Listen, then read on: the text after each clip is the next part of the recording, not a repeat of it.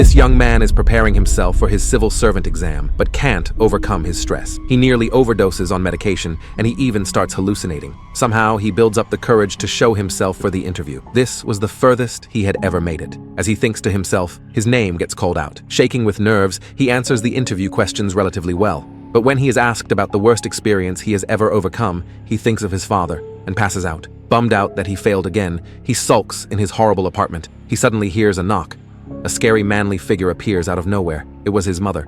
She asks him how he's holding up and how the interview went. She quickly realizes he failed yet again. She tells him that she knew this would happen, as a shaman told her he would fail, as his father's spirit is blocking his path in life. She tells him to go to the mountain where his trauma happened and drink liquor to fix things. Just like that, our main character ends up climbing the mountain, and he reaches the place where he lost his father. He sees his younger self and almost relives the tragic moment. He decides to get this over and done with quickly. He pours the liquor and all of a sudden sees a yellow smoke appear. He decides to leave, but that's when he hears something. A figure appears out of the smoke, a grotesque monster. He thinks he's hallucinating again and lets the monster get close to him. But that's when he gets stabbed. He thinks to himself that his death will be no big deal, as no one will miss him, but remembers his hardworking mother. In that moment, he decides to push himself to survive. The monster pounces on him and bites him.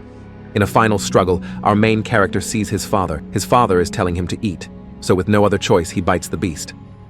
Subscribe if you want to find out what happens next.